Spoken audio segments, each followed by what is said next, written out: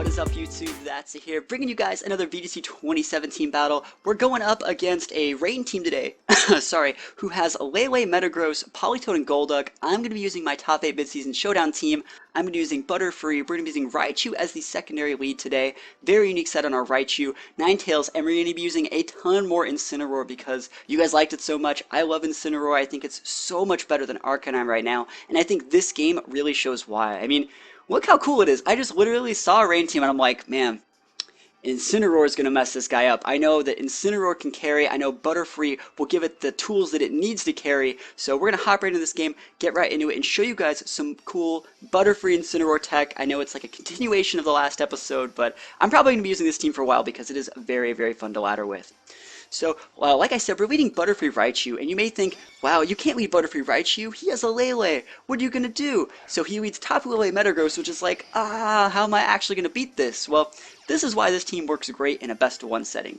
Of course, Lele's Psychic Terrain would block Fake Out, but Raichu doesn't need to use Fake Out all the time. Sometimes it can just use Fling, and for those of you that don't know what Fling does, Fling, it throws your item at them, and if your Raichu's holding like a Razor Claw or a, a King's Rock, which I'm holding on my Raichu, it's a guaranteed flinch. And you may be thinking that's not that great, but it lets you flinch Lele's who think they're safe under their terrain, and it's definitely going to work here. So I flinched his Lele.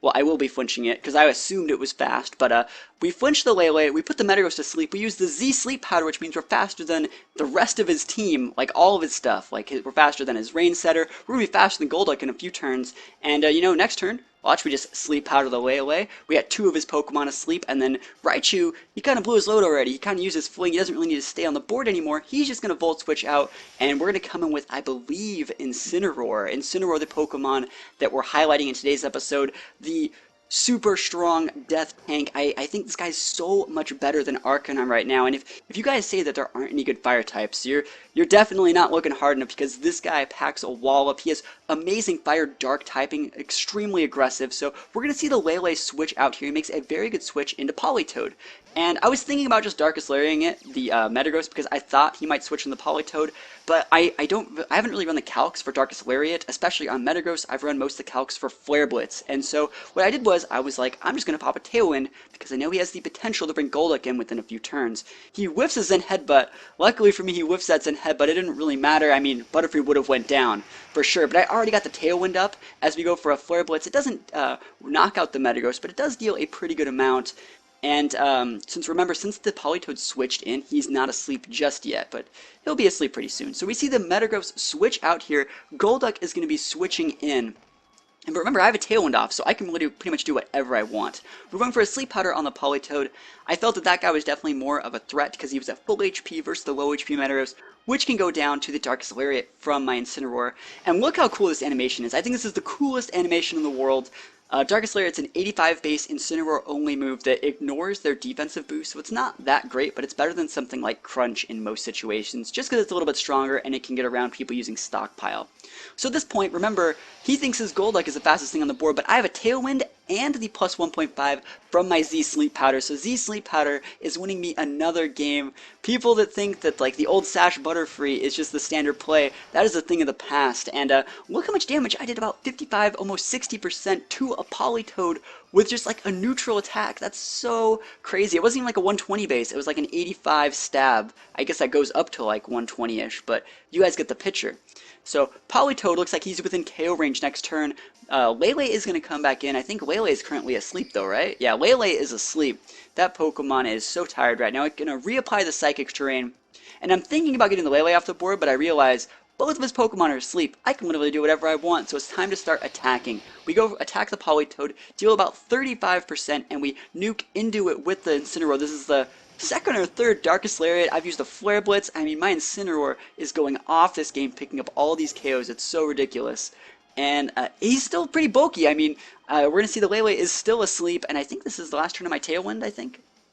Yeah, Tailwind is going to peter out, but that Tailwind definitely secured me the game, especially against the Golduck here. So Metagross is going to come back in, and I'm thinking, man, Metagross have the mighty have fallen. The almighty Steel types now have lost their resistance to Bug, and remember, Dark type is weak against Bug, so it's going to be, well, sorry, you know what I mean. Steel types just aren't as great as they used to be. He took neutral damage from that Bug Buzz, and Metagross goes down to Bug Buzz, and unfortunately I'm going to lose my Incineroar this turn to the Moonblast from Lele. The rain's going to stop, but the game's not over because we're bringing in Ninetales, and at this point in the game, remember, I still have the speed boost on my Butterfree, so there's not really that much he can do. I could probably have just went with like Bug Buzz Blizzard into this guy, but I decided to keep him completely honest and go for a Sleep Powder.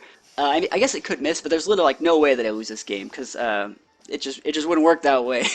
So the Lele gets put back to sleep. We go for a Blizzard here, and remember, Ninetales isn't one of those Pokemon that just deals a ton of damage. It's more about the residual damage, using the Hail correctly, and correctly using a Sash Pokemon. So Ninetales isn't the heavy hitter that it was in past generations, but it is just a very safe Pokemon to use. I think Ninetales is the like epitomeness of safety in my team, because all my other Pokemon are like crazy weird gimmick sets, but Ninetales just has exactly what I need, and that is 100% accuracy Blizzards to clean this game out.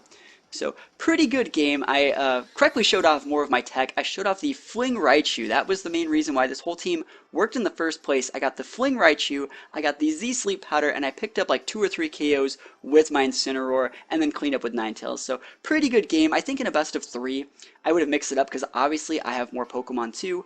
But that Fling Tech, that only works one time. And then, especially if you're at like an event, people spread the word of always using a Fling Raichu, always using this, always using that. So this might not be the best team for like a big regional, but in a best of 1 mid-season showdown before top cut, it actually works pretty well. So let me know what you guys think about this team in the comments below. I'll answer any of you guys' questions if you have any. Other than that, thank you guys for watching, and I'll see you guys next time. Peace out.